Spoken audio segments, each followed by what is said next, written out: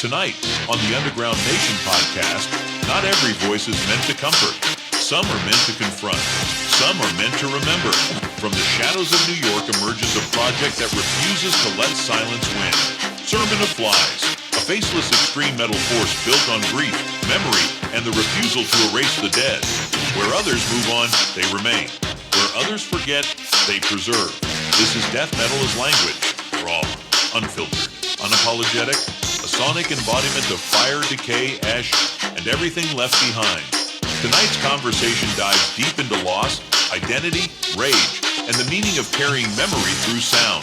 Listener discretion is advised. This is not surface-level conversation. This is Underground Nation. Now, step inside the void. Your host, Feral Minx.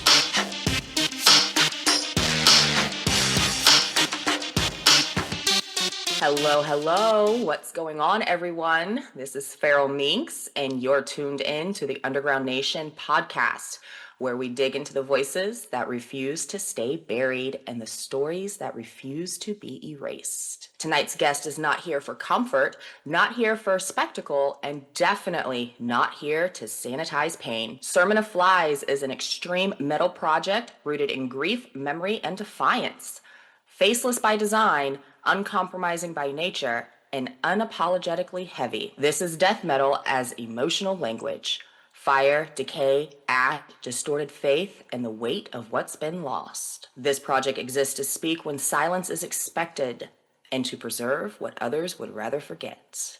From New York, representing extreme metal, death metal, please welcome Sermon of Flies to the Underground Nation podcast. Hey, how are you doing tonight? Hello, guys. How are y'all? How many are we having here? Two of us. It's me, Sean, and David, our new bassist, who I picked up, by chance, which is a weird story. We love weird stories. Yeah, we actually lived, I don't know how long we lived next to each other for I think it was 2 or 3 months. And I always saw him walking, I would tell this dude is a metalhead. I could just freaking tell, And one day I just stopped and I was like, hey man, are you a metalhead? He's like, yeah. And he showed me he's got his nails painted black and shit. Got all these chains hanging off of him. And we just got to talking. And he's like, yeah, I play bass. I was like, you play bass? And he was like, yeah. And I was like, and I showed him the music. He said, I guess he just liked it. And well, I'll let him explain if you want, why he wanted to join and stuff. Hello. Well, like you said, I'm David. He showed me his music, and right off the bat, I was like, dude, I freaking play. So if you need, I'll hang out and play some bass for you. And that's the start of the project. Yep. That sounds great. So you lived next to him for months and just out of the blue, randomly. Yeah, it was just weird. Well, that's great, things happen. Yep. So Sermon of Flies is described as a project, not just a band. Why was it important for you to frame it that way from the beginning? All right. Well, what it is it started much to many people's demise, just they don't really like her. Me and my friend Angie started Sermon of Flies during COVID, just played music, like a lot of bands did, on Zoom with each other and stuff like that. And we just ended up recording a bunch of riffs, and we decided that because it was done as a project for me and her to deal with a friend that we lost by suicide. The music the lyrics were her way of dealing with that loss. So I said to her one day, I was like, wow, these would make awesome songs. I was like, how about we just write music and we'll just follow the your writings and your lyrics and stuff. She's like, yeah, it's a pretty cool idea. And one day it was just so powerful for her that she just stopped playing and just started crying. So I felt that it was working for her. And we decided to create this music project based all around our friend. Her name was Lana. And there was a lot of confusion. That's why I like doing these interviews. So Angie took Lana's name in the band because we use her as an artistic muse to give us inspiration and stuff like that. So she took her name to honor her in the band. But then it started causing confusion. I was like, well, so we put Lana into the artwork instead of Angie taking her name, and then it just took off from there. We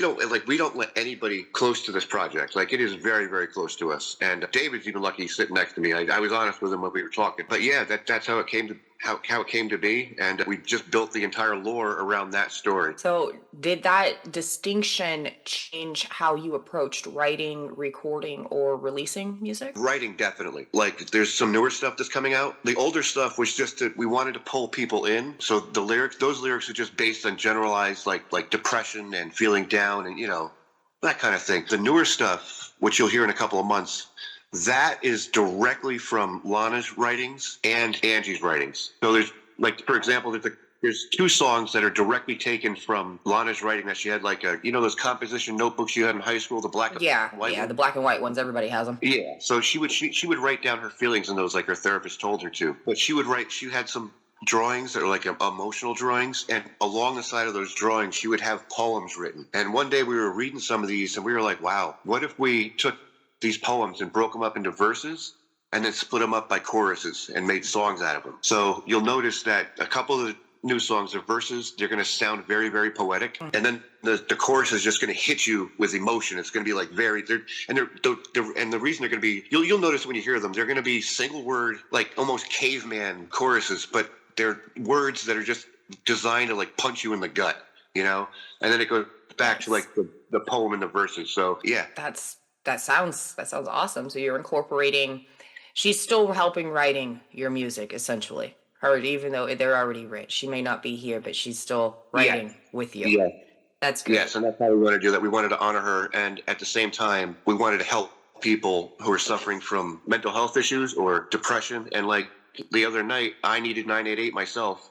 And I wasn't afraid the next morning to post it on our TikTok on one of our videos. It was like, one of us needed 988 last night because I was just that depressed. And I'm not afraid. I'm the type of person who's not afraid to ask for help. And I wanted people to know that I'm really not afraid to ask for help because I really needed that help. And it does help. It really does. And that's the main message. We all need help from time to time. Yes. Yeah. Your work leans heavily into grief, memory, and refusal to erase the dead. Was this project born from a specific moment, or was it something that built over time? I know we kind of touched on that just a little bit. Yeah, it was built over time. It was like, because Lana passed away in 2008, and like I said, the music started in 2020. But grief, I mean, especially grief, it's one of those. It's like procedural. It could take months to get over. Some people it could take years, and it took Angie years to get over it. And she still wasn't over it, like almost 17 years later. So that's why we decided to do this, and here we are. So at what point did you realize this wasn't just catharsis, but something that needed to exist publicly? That's a great question, because there was a couple of times where we decided, all right, this is just too emotionally taxing on us, and let's just end it. There were 2 or 3 times in the past couple of months, actually. And then we started getting DMs from people, not naming specific names, but there was one that really stands out to me, which I got like about a month ago. The gist of it was that he loves our music, and nobody listens to him, even in his personal life. And he said to me, now I'll get a little choked up, but he said to me, please don't stop making music, because at this point, that's what's keeping me alive. And when I heard that, I was like, how could I not? How could I not keep this project going? As emotionally taxing as on me, the way I view it, I was like, I'm helping people save their own life, I guess you could say. You know what I mean? Yeah, I could definitely feel that. I mean, everybody, like you said, everybody needs help from time to time, and some of us are not strong, to actually admit that we need that help, or strong enough to actually call out for help when it's needed. So that's definitely understandable, and it's a good thing. It's a good message. It really is. So you've called death metal a deliberate emotional language. What does death metal allow you to say that other genres couldn't? Well, death metal is by design. It's designed to be aggressive and very, very truthful. And I think that's why so many people are in the underground are drawn to it, because it's very, very deliberate in what they're trying to say. And they don't sugarcoat it. Obviously, the lyrics are very, very brutal and in your face. Right. Yeah. But they're very hard. There's no jazz tiptoeing around the tulips over here. Nope. No, but there's a very specific reason why we chose death metal. Because like when I was talking to David, when we first started talking, he was like, he's telling me what styles he plays, and I was like, I started out as a punk and hardcore guitarist, and back in the late '80s, '90s. So what we did was we were looking at genres, and we were looking at like the self-harm rate per genre, and there was actually a study done on it in 2022, and I thought it was going to be like emo and punk with the highest rate of self-harm. It's actually death and black metal, and they have a self-harm rate 2 to 3 times higher than any other music genre. And the other very startling fact is, out of all occupations, music has the highest rate of suicide out of any of them, and it is a substantially high. Like, there's like a huge difference between number 1 and number 2. So I was like that. I found that a little. So that's why we wanted to use death metal. Yeah, well, actually, those numbers are kind of shocking. I hadn't really looked into statistics on it like that. I mean, but yeah, when you break it down like that, I mean, it kind of makes a little bit of sense. If you're an artist or in a band that could use some extra exposure, look no further than Underground Nation magazine. They have everything you need to get some extra eyes on your project. Get started on your custom marketing campaign, spanning web, social, and print today. Visit underground-nation.com. That's underground-nation.com for more info.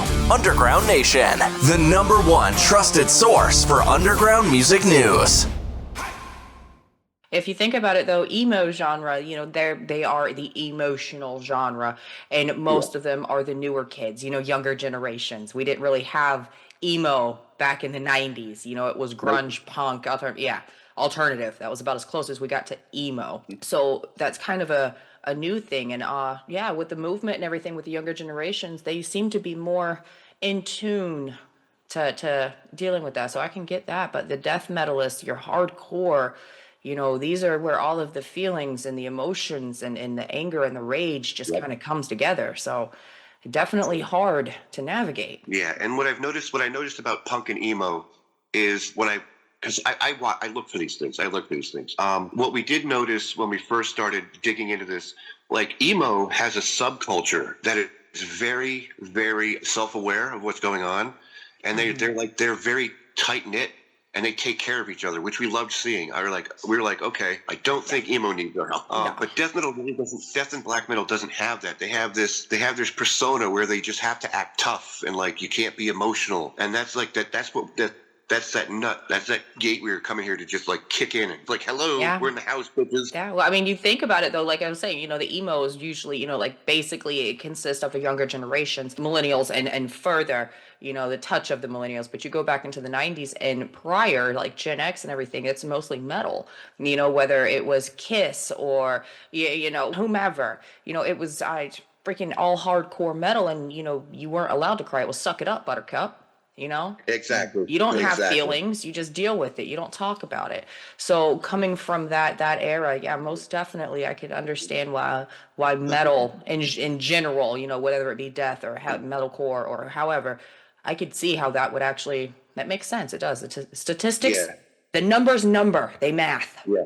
And that's why that whole tough guy attitude is one of the things we wanted to stress. You don't have to have that tough guy image. You don't have to sit there and just like suffer in silence. You don't have to do that. That's what we created the space for. They can. Like we always tell everybody. I tell people in our comment section, in like if we're in lives or anything, if you need to talk, our DMs are always open. This is a safe place for anybody to talk about anything. And one of the things I will not allow is bullying. Like, I will delete any bullying comments. I will block anybody that's trying to bully. I've done it already, and I'll keep doing it because I wanted to create a safe place for those people that are suffering, because I don't want them to go through the things that I've gone through. Right. And I want them to know that, look, like these bands, like all these bands, like there's a lot of bands, like when you listen to these lyrics are coming from a place of pain. So they're not just writing these lyrics for a song. So these artists are suffering just as much as their listeners are. So I want people to be able to connect to that. Yeah, most people are in the consumer mindset, and in honesty, a lot of the media and everything of today just has kind of painted over and glossed over true emotions and feelings. It's kind of just, okay, yeah, we have them, but what do we do with them? Right. So I could definitely get that, and it's much appreciated. You guys are actually killing it on that one.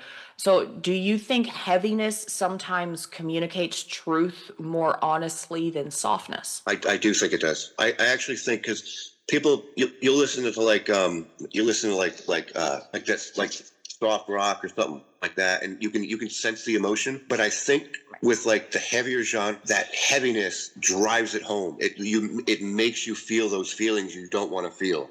It gives you the primal feelings. Yes, like David said, it gives you those primal feelings. Primal, absolutely. Does David have primal feelings about this? He's stoked. Yeah, I can definitely get it though. Like it's emotions, with the whole metal genre. In essence, it's not, like I said, it's not jazz. We're not tiptoeing around tulips here. It's hard. It's loud. It's felt. It's not something that you turn up your radio here to kind of hear what the lyrics are. No, you feel the lyrics. Yeah. You feel the music. You feel it. So I can definitely vibe with that one. I resonate very strongly with that one.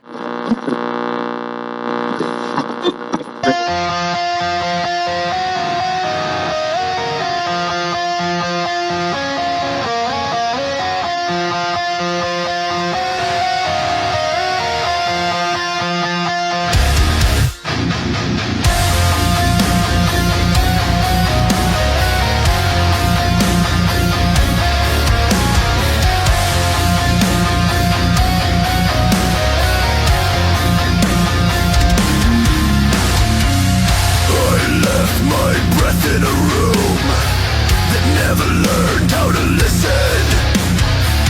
Walls held the words better than people, so I gave them everything.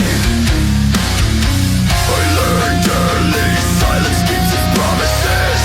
It never lies. It just stays safe. The dark to teach me how to rest. It didn't answer. It opened. We are still here, calling into the quiet, still holding what the night took. We are still here. Morning and daylight, like time forgot how to move.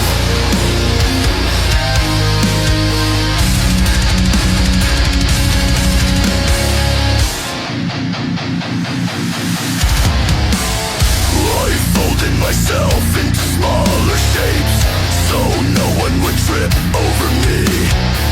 They said faith would carry me, but it only... Yeah, as for and we did have new news for you guys, and that's why I wanted to wait for this interview to tell you guys. Once David gets he's gonna, we're not writing anything new right now. The writing is stopped, unless it's lyrics. So Angie's still writing lyrics. She's like, I don't care. I'm gonna write lyrics whether you guys like it or not. All right, just do whatever you want to do. Just take it. Yeah, but writing music is stopped. David's gonna be learning the material we have out. I'm talking to a friend of mine who's actually a DJ and a videographer, and we're pre-production into our first music video. Wow, well, that is exciting news. Yep, and all I have to do is pay him beer. So that's even better. Pay him beer. Stay in the cage. Here's a 6-pack. He literally said it to me. We went to the hospital to visit a friend, and I hadn't seen him in like 15 years. And he's like, "Dude, I didn't know you were making music." I was like, "I didn't know you were still a DJ." And we were touching base, and we were walking back to his car, and we were talking about making a video. And I was like, "Dude, I would love to make a music video, but I don't know any videographers who don't want $10,000 to $20,000 to make a video." He's like, "Dude, I do that right now." I was like, "You do?" And he was like, "Yeah." He's like, "I'll do it for you for a 6-pack of beer." 6-pack. Yeah. And he was showing me all these music videos he made for rappers. I'm like, dude, that is like professional level stuff. He's like, "Dude, I made it on a Sony 4K camera." He goes, "Most of this is post-production effects anyway." I was like, right on. So right now, all gibberish. He knows what he's doing. So right now, what we're doing is we've picked the song that we want. It's very, very deep. Like the emotions is very deep. We're in the process. I was talking to somebody tonight. We're looking for an actress who actually looks like Lana because we want to portray her in the video. And the video is going to be like her journey through depression. And then a couple of the effects that we were talking about, my friend's name is Keenan, by the way. He's going to, he designs his own sets and stuff like that. He's going to design a room for the band to play in where it looks like the walls and ceiling are coming down on you to make it give you the impression of like the nice. And enclosure, isolation of depression. And then the rest of the video is going to be filmed outside, like Lana through her journey through depression. And it'll have your typical characters like you see in our artwork. The father flies the hooded figure, and Lana's the one with the long black hair. So at the beginning, it's going to look like just her normal self. And by the end, she's going to be unrecognizable because that's what depression does to people. So the production's going to take a while, but we look forward to it. And that's when you guys that sounds amazing. You know, you guys got music videos now to kind of somewhat give a face to everything. But speaking of faces, Sermon of Flies is faceless by design. No personalities, no front-facing identity. Why was anonymity important to this project? So when this delves into the psychological aspect of Sermon of Flies. So when the human mind, especially when it comes to music, when they don't see a face or they don't hear a certain thing, the human mind will want to connect the person listening to that, so that like they don't see a face in the music, they're going to put their own face to it. So it pulls them into the music deeper. It actually makes them listen to it because it makes them feel like they're a part of it. That's why we do that. So do you feel the message lands differently when listeners aren't focused on who is speaking? I haven't found that out, and I really haven't had a chance to compare that. That's why we wanted to make the video. And we're actually, after the video, we're going to do a behind the scenes video where you're going to see exactly what we look like and exactly how unhinged some of us are. I'm afraid of that. I'm afraid of that when it comes to Angie, because this woman is absolutely unhinged. Well, you know, who likes hinges? Just blow the doors wide open. Well, you're talking about a woman here who we would sit around drinking, and when she would finish her beer, she would burp and then throw the beer can at somebody. Just randomly. Remind me to have a bat ready, for defense practice. Like she told me. Maybe a tennis racket. My hand-eye coordination ain't that great. She told me that we should film the video and pay in Jim Beam, but she would drink the Jim Beam. That's Angie. She's just off the hinge, foul mouth, just. It's fine. Doesn't give a fuck. Rough around the edges, man. It's okay. You know what we call that around here? That is called culture. She is cultured. She's cultured. Maybe not. And the crazy part is she works in a museum and has to be professional. Yep. Well, okay. She's a tour guide in a museum in New York City. She doesn't want me to tell you which one, but she's a tour guide in New York City. Well, you know what? May that woman's coffee be stronger than her attitude every morning, and may she not peg people with beer cans throughout her tours. But yeah, after the music video, we're going to release a behind the scenes, and that's when everybody's going to get to see what we look like. That is great. That's awesome. Your visual identity leans into fire, decay, ash, urban isolation, and distorted religious symbolism. How intentional is that imagery when paired with the music? It's very intentional. Every song, especially the new ones, and that's why we have the visual art pinned on our TikTok. This is the visual art side of Sermon of Flies. This is all intentional. Every song has its own image. Now, when you listen to the lyrics and look at the image, you're going to be able to be like, oh, that's what this means. That's what goes with this image. And so like especially like the urban isolation, that specifically goes back to Lana. She grew up in Brooklyn, and she just had a rough life, but she was actually pretty cool, pretty chill. Then she had a miscarriage, and that's when she went downhill. And nobody really knew. And nobody really saw it because everybody was doing their own thing, and nobody really saw what was going on until it was too late. And that's when we used the term urban isolation. That's what we're referring to. The fire is the anger. Rot is just like society and religious symbolism. That's very personal to us because apparently she had tried to go to like churches and stuff for help and was turned away by them. So we have a really strong disdain towards religious, like the large established religions, like the large ones. Like, yeah, we just don't like that because it's more about profit to them now because churches are turned into a business more than something helpful in the community. They put on a friendly face. They used to misconstrue. Yes, definitely. But yeah, that's what that symbolism's about. Oh. tax season is open, and so is the hunting season for identity thieves. While you're focused on filing returns, checking refunds, and getting your paperwork in order, criminals are working overtime trying to steal what doesn't belong to them: your identity, your information, and your peace of mind. Identity theft isn't just a hassle. It can cost you months of stress, frozen accounts, denied refunds, and thousands of dollars to clean up. And most people don't realize how exposed they are until it's already happened. That's why identity theft protection matters, especially this time of year. It's about early detection, monitoring, and having someone in your corner before a small problem becomes a major one. If you want to learn how to protect yourself and your family, reach out to us directly. Send an email to ugnpodcast@gmail.com with the subject line Identity Theft, and a representative from Underground Nation will get back to you, because protecting your identity isn't optional anymore, it's essential. So is the visual world meant to guide interpretation or unsettle it? Both. Ooh. It's how you interpret it. That's the art side of it. Everybody interprets art their own way, so that's why there's only one video with the image, and it's the only video on our TikTok that has an explanation of what the art means. That was just like a guide to let people know, oh, okay, this song goes with this art, and that's what this art is about. And then after that, there's nothing. We just let your mind take it. All right, just let your mind take it. Yep. Religion and death have always been intertwined in extreme metal. For Sermon of Flies, is the symbolism about critique, confrontation, or reflection? Confrontation and reflection, because we want to confront organized religion, the big ones, where we don't sugarcoat that shit at all. But we also want people to reflect back on like it's really hard to explain this part. We want people to reflect back on choices they make and things that have happened.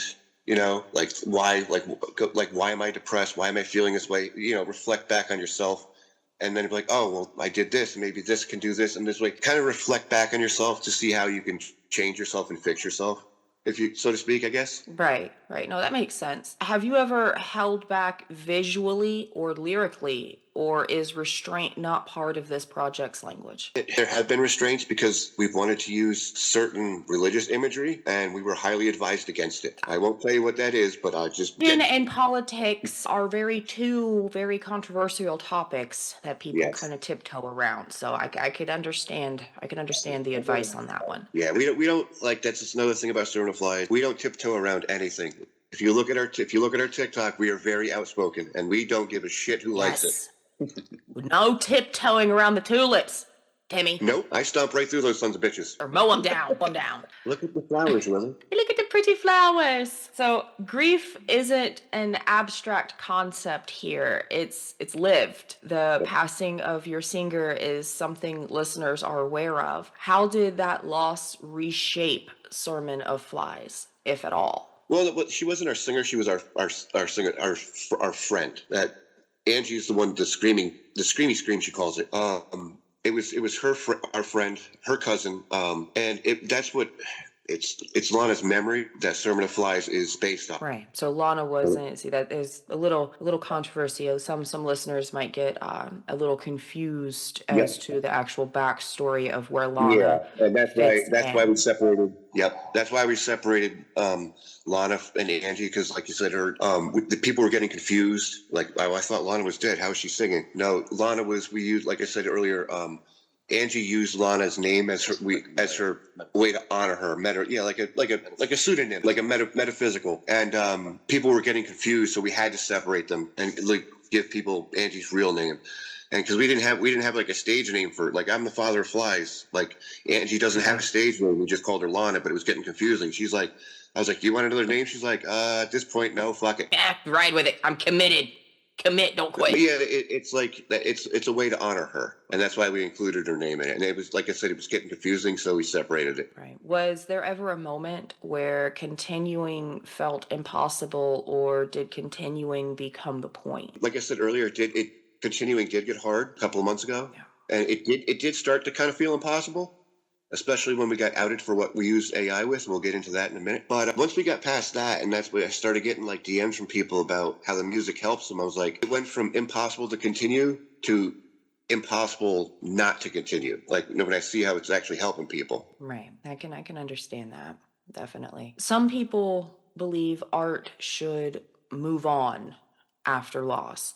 New chapter, new voice, new direction. Do you reject that idea entirely? No, not at all. Art is art for a reason. It can go many different directions. It's up to the artist, what the artist wants to do with the art. So with like Sermon of Flies, we're going to, right now, like I said, we're at a pause. We don't know where it's going to go right now. I'm sure David has ideas. We've been talking, and I really like his ideas. So I think for right now, we're going to stay the way we're going. But I do see us branching out and exploring maybe even other. I don't want to say other genres, because I don't want the sound to change too much. But I do have ideas where I want it to go in the future. But that's for the future. And we'll see what the art's it's definitely gonna expand. Absolutely. So instead of moving on, is Sermon of Flies more about standing still with what remains? It's kind of a follow-up. No, well, right now we are standing still. But no, I'm sitting still. When it comes to the emotion and the subject matter of the music, we want it to help people move on. It's from that aspect. So, I mean, I guess you could say we're about moving on, because you have to move past. Once you deal with that grief, you move on. You deal with that depression, you move on. You deal with that anxiety, you move on. So, but right now we want to draw people in, have them really deal with the core issue, and then once they deal with it, they can move on too. And we've had people say, like, you've helped me, and I love that. I just love it. So. Yeah, I'd say we're about moving on. So it kind of, from what I'm feeling here and gathering, is that mental health awareness is a big, heavy thing with you guys, Yes. like across the board. Very big. And like I said, when people go to our TikTok, the main thing I want them to do, don't even listen to the music. Go straight to our profile page, right underneath our bio, which is a little unhinged, but that's the point. We want you to read it, because right underneath that bio is a self-help link for mental health. It's a website. The name of it is To Write Love on Our Arm. And when you go there, it's not designed, at least this is why I like using it, it's not designed like your typical, like it looks like a hospital website or something. It looks like Sterile. It's very artistic looking. It's very no, it's not sterile. It's not a hospital environment. It's not that sterile. Yeah, exactly. Yeah. And that's why we wanted to use it. And I looked at the message on this website. I was like, this is going in our bio. And that's why I made it at the beginning. I made us a business page so I could put that link in there. And that's the first thing. I don't even care if anybody listens to the music. I don't care. If they need that help and they get that help, don't even come back and listen to us. Get that help. If you want to come back and listen to us, very important message. Yeah, and another thing I wanted to touch on, we're not one of those bands, and I explained this to David. I'm like, don't think you're coming in here to make money, dude, because that's not what we're about. And David's like, no, this is cool as shit. So all of our music's free. If I had merch, that would be free. We don't charge money for anything. We actually lose money making this music, because I have to pay where we make it on BandLab. I have to pay the music creators premium fee to make the music. So I'm losing money, but I don't care. It's all about the message. Yes, exactly like David said. It's all about the message. That is very powerful in itself, because in today's age, you see a lot of artists, individuals, entrepreneurs in general, who kind of get lost along the way with the monetizing and the money path. After Lincoln Park, committed suicide by hanging himself. Yeah, it's like David saying. David was a little muffled on that one. Can he repeat that one? Yeah, it's like Chester Bennington from Lincoln Park. He committed suicide. Even Chris Cornell from Soundgarden committed suicide. It's like mental health is a very, very, very big thing in the music industry. And that's why. Can you tell why I picked this guy to be your bassist? I'm liking it now that I can hear him and he's not muffled. Yeah. Stand up, David. Come to the light. Looking for bold, high-quality merch that hits harder than your next show? At Smoke and Barrel Apparel, we fire up the best in screen printing and promotional gear, crafted for bands, artists, and creators who refuse to blend in. From shirts to banners, from tour drops to custom promo runs, we've got your back with the best prices around. Learn more today at Smokin. That's SMOKINBA.com. Official sponsor of the Underground Nation podcast, supporting the heartbeat of the underground, one print at a time. Contact Ryan Chavez for more information. Smoke in Barrel Apparel, where your brand meets the barrel. Yeah, no, I get that. You guys actually are, that's very, very big, and I really feel like a lot of listeners are kind of missing the mental health awareness message. Are kind of getting lost in a lot of other discrepancies and Yeah. just chaos Yeah. and unhingedness. Yep. And that's what me and Angie talked about when we were writing the new material, because we started out in like, so it goes back to like our guitar tuning, and we were like really fast, really heavy, and people were missing the message. So with the newer stuff, it is a completely different death metal genre. We went from like just death metal, brutal death metal, if you want to call it that.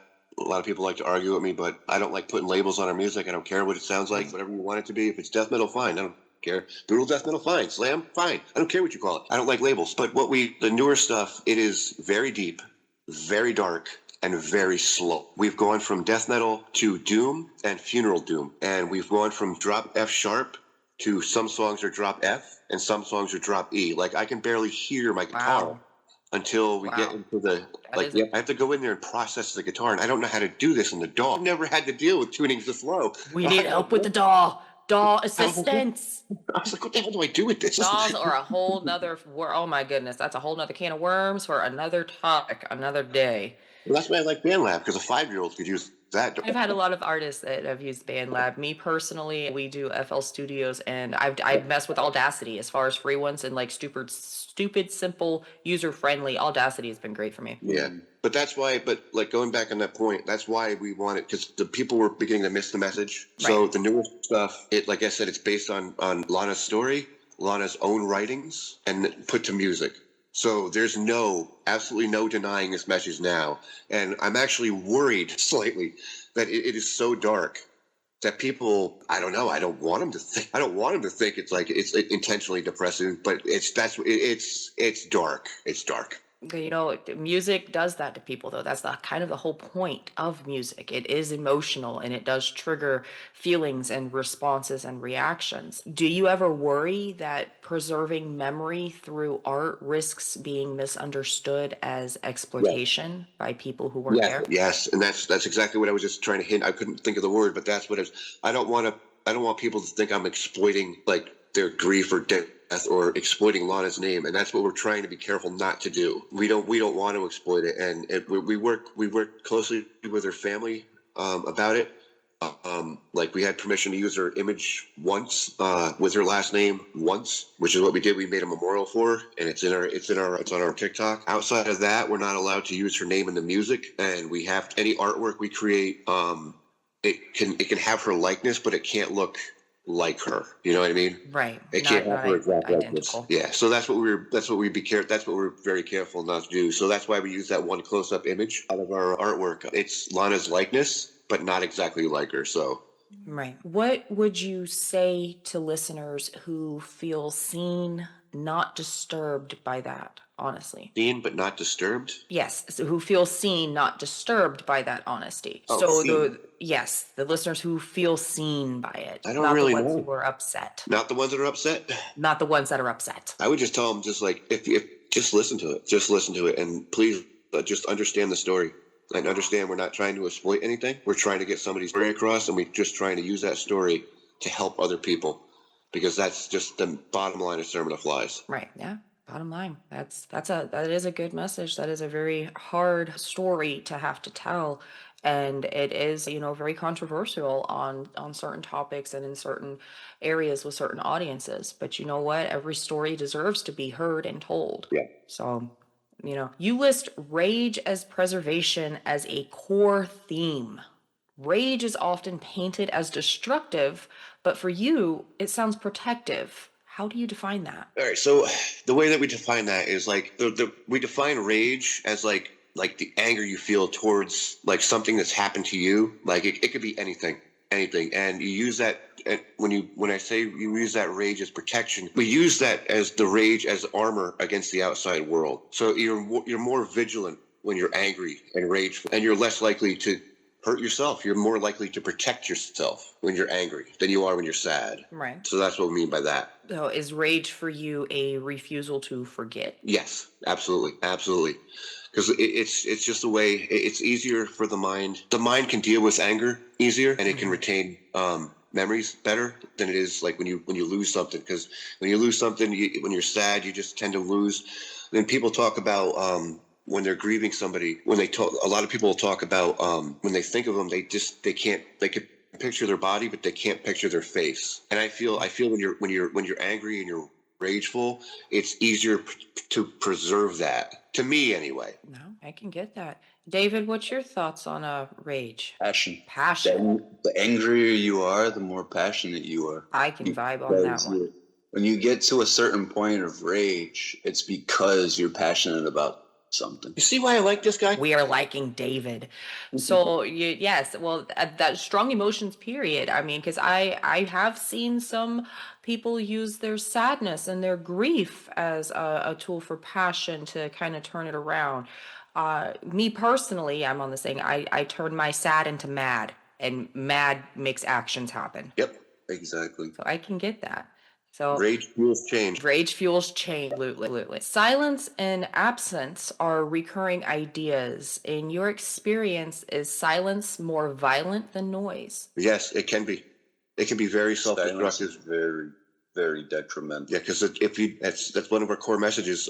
You just don't stay silent, because when you're silent, you tend to just you let yourself go. Yeah, exactly. You just let yourself go, and you just fall into that. And the longer you're silent, the deeper you go, and eventually, hopefully, your silence becomes doom. Yeah, and eventually it probably would, but we don't want that, and that's one of the core messages. Like silence is deadly. That's the simple truth. Silence is deadly. So is Sermon of Flies meant to fill that silence or tear it open? Tear it open. Absolutely tear it open. Tear it open, just let it pour out. That's what the music's designed to do. Let the songs hit your heartstrings and open up the doorway for your soul to awaken. See? There you go. Nice. Open up the doorways to let your soul awaken. That's wonderfully, very elegantly put. So do you guys ever feel torn from that? Like, is there any kind of conflict of when it's best to kind of step back in the silence, or is it just all full force and just throw the door open? Well, see, David's still, for David personally, I don't know, but for music wise, because David's just joined not too long ago, but like from Sermon of Fly standpoint, we don't really, we've wanted to like step back from it, but at the same time, that's what our music's about. We want to rip down any barrier we come across, like literally any, whether it's silence and depression or anger or, like we said, rage. Just rip it all open and let it all out, because that's how you help yourself. Once you get it out there, you can deal with it. Just rip the Band-Aid off. We're not easing it off here. Just yank it. And in that case, in our case, you're putting duct tape on that Band-Aid and taking some skin with it. No, not the skin. Let's leave the epidermis alone, sir. Some artists wait to be discovered. Others step into the shadows and take their shot. Welcome to Mic Check Thursday, hosted by the host with the ghost, Bounceball Boogie. Every week, the boogeyman opens the gates, searching for the realest voices in the underground. No industry politics, no fake hype, just raw talent and honest feedback. Think you've got a hot track? For just 99 coins, submit your song and get one guaranteed play live. Get reviewed by Bounceball Boogie and the full panel of creatures from the Boogieverse. And if your sound hits different, you might earn something most artists never get: a personal invitation to a spotlight interview on the official Underground Nation podcast. This isn't a contest. This is a gateway to exposure, to community, to your next level. Join us live for Mic Check Thursday. Bring your track, bring your courage, and step into the Boogieverse. The Underground is watching. Are you ready to be heard? When writing or recording, do you approach Sermon of Flies emotionally first or structurally first? It's emotional first. Absolutely, because the music is based around the lyrics. So we'll write something, and it's usually Angie that writes it, especially with the newer stuff, with her poetry. Like I stated earlier, we just read a poem, and we were like, let's break this up into 4 verses, or however long the poem was. We just broke it up that many verses, and we were like, what can we put in between these for choruses? And we look at it, and we want to read it. We want to read it first as a poem, and then we want to sing it to ourselves, like scream it to ourselves. And it's at that point where we feel the emotion, and then that emotion is what drives the music. Right. No, you gotta have fuel. Do you ever stop a track because it feels too honest? Yes, there's a couple, like I was talking to David about this earlier. If you see our project menu in BandLab, there's a lot of songs that we just stopped making. Like, I was like, I just don't want this. We're just going to scrap this. We don't want it. This is just it's too dark. Or we would just completely rewrite the lyrics and keep the music. But there was a couple of songs that it was just too dark. Like, I was like, I don't think it's a good idea to even make this. Are there any thoughts or plans on maybe coming back to them and reworking them and possibly releasing them? That would be something me and David could talk about. Like, we'd go in there and look. But as of right now, no. I just wanted to leave them alone. Fair enough. Leave There's it. some really bad shit in there. Do you think this project could exist without pain, or is pain the fuel that keeps it alive? No, that's absolutely the fuel. If the pain and grief wasn't there, Sermon of Flies wouldn't be. All right. What happens to Sermon of Flies if the grief ever quiets? That's another question. So it's originally started as like a 3-part project with like the music, the art, and then art and music combination. So we're at stage 3. But the way that it's been going, I don't see it stopping. And that's another reason Angie wanted to step away. Angie was like, if this ever gets to a point where it gets too big, I'm just stepping back. And I don't like leaving people hanging like that. And it's a good thing I met David, because he's like, yeah, I'd like to play bass. But Angie's like, well, if you're going to keep doing this, I'll keep, like I said, she said she's going to keep writing lyrics. But yeah, like, I just don't see it. I don't see it stopping. I don't want to see it stop, but it all depends on where things go from here. Especially after the music video and how that lands and how the behind the scenes lands. By that time, we'll actually have a drummer, hopefully. And then we'll just see where we go from there. We're just taking it. It's like baby steps, day by day. We're just seeing where it goes and see what happens. Just on the sky, and tastes like ash. Shadows creep through my bones. Nothing moves, nothing lives.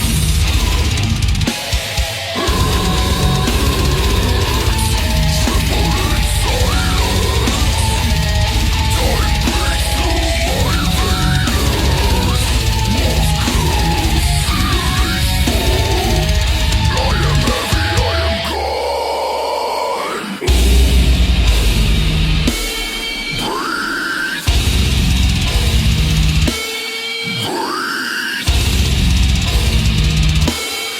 Wait.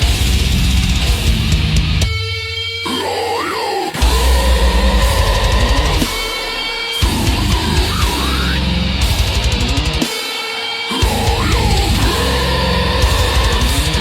lost without light. Thoughts coil like chains. Mind drifts through decay. I reach, I grasp, I fail. Every step sinks deeper.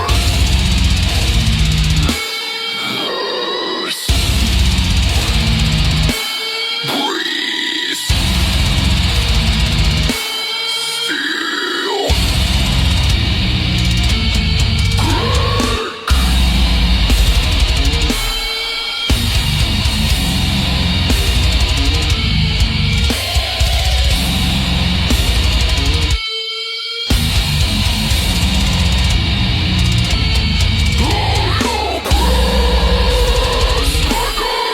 And slow.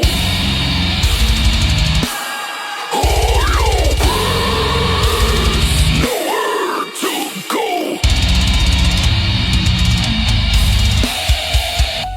Skin. Right. Now, if I remember correctly, you did have a drummer at one point, correct? Yes, at the very, very beginning, it was like like I explained to David when he joined, we have a very strict set of rules if you want to join. And number one is you can't try to guide the project. It has to stay about what it's about. It's about Lana. It's about her story, and that's it. The drummer wanted to come in, and he wanted to bring in a bunch of new ideas and stuff like that, and then there was somebody else who wanted to join, who wanted to rewrite lyrics, and Angie was like, what the fuck is the matter with these people? Like, we tell you this isn't going to happen, and you get here and you think you're going to do this, and Angie was just like, no, you two, you can go fuck yourself. She's like, Kindly go fuck yourself. Yeah, well, she doesn't tell you kindly. Well, we're going to say it kindly for our listeners' ears and hearts. Kindly go fuck yourself. Well, when she hears this interview, I'm pretty sure her TikTok's going to light up. Don't throw any beer cans my direction, ma'am, please. No, she's been in your lives a couple of times. Oh, okay. Well, Yeah, much love. especially she's been in Bounce's lives a lot too. So she sends Awesome. Bounce a lot of ridiculous shit in DMs. But So the drummer, you guys, you had one, and now you are in between drummers, correct? Yeah. So what we filled the drum ins now. This is what we got in trouble for. We didn't have a drummer, and Angie was like, "Screw it, I'm not waiting for a drummer because it'll take too long." She was like, "I'm going to use fucking AI, and I don't care what anybody says." I was like, "All right, we're going to get in trouble for it." And sure enough, we got in trouble for it. But yeah, right now until we find a drummer, the drums are all AI. The drums are the only AI. Yeah, and the voices, since we can't really sing, we use a vocoder for our vocals, right? And we use different vocal settings in that vocoder to get the aesthetic that we want for the music. Right. Yeah. Okay. So I mean, essentially, from what I'm gathering, obviously the lyrics, all of the words are written and they come from somebody that's emotion. That is actual genuine human work put into it. Yeah, there's also some stuff in that notebook where I don't even want to. Angie wants to write songs using it. I told her not to, and it's all up to her because, like I said, she's not really part of the music anymore, but she's still part of Sermon of Flies.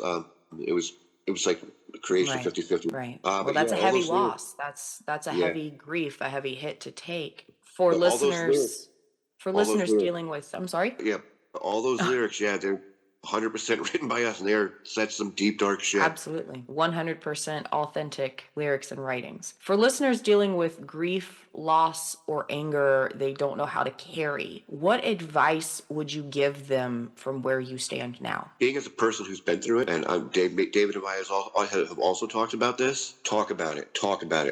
I know it's hard. It is very hard to talk to people about it. Just talk to anybody you think you can trust. If you don't think you can trust anybody, pick up the phone and dial 988. I've done that so many times. You don't have, and people think it's a national. They said most people get it confused like it's a suicide line. No, it's not a suicide line. It is a helpline. It's there to help you. I sat here the other night when I had an anxiety attack, and it was so bad when the anxiety attack stopped, and it stopped so abruptly. It triggered my depression like instantly. And I told the security guard working where we stay, I was like, I need to call 988. So they sat me at the desk. They called 988 for me, talked to them for a minute. I sat here in this room for 3.5 hours talking to 988, and it helped me so much. All they did was sit there and listen to me and give me advice, and then I sat there and cried. I'm a 50-year-old male. I am not afraid to tell you I cried. There's a thing, like there's this stigma in society that men don't cry. To men out there thinking, that they honestly, exactly, men need to cry, and they hold. The people the men out there that are listening, if you think it's not manly to cry, no, it is more manly for a man to show emotion than to not show emotion. People respect that more, and I found that through my own experience. So don't be afraid to cry, because crying is a release of emotions. And then definitely talk to people you trust. Talk to family members. Talk to anyone you love, because there's people there that love you, especially like if you're married. Your wife definitely loves you. She wouldn't be there if she didn't. Your kids will always love you if you have kids. If you don't have any of that, like I said, pick up 988. There's somebody that cares. These people genuinely care.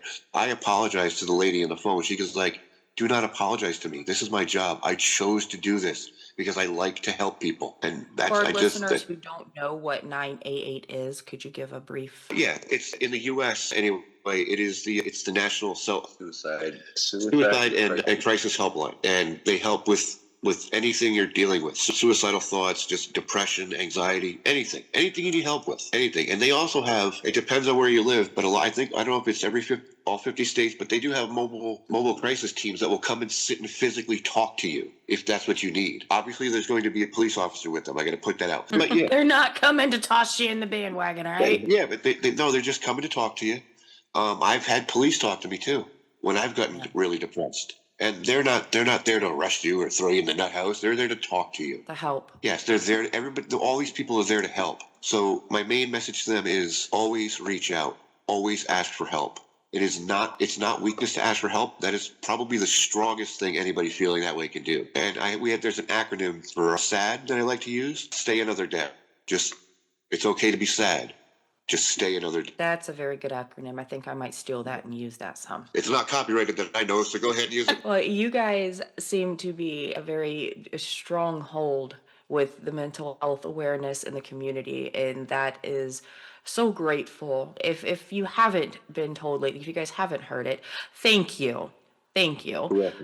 And huge respect to Sermon of Flies for stepping into this space and sharing something real, heavy, and uncompromising. If you felt this conversation, make sure you like, follow, and subscribe to Sermon of Flies on all social and streaming platforms. Support the artists who refuse to let memory disappear. And don't forget to visit undergroundnation.com to see everything that's moving beneath the surface. Our new issue of Underground Nation magazine is out now, so take the time to subscribe and get your copy, because it's cool to hear the underground, but it's something else to hold it in your hands. It's Feral Minx, and you've been listening to the Underground Nation podcast. Stay loud, stay honest, and don't let the silence win.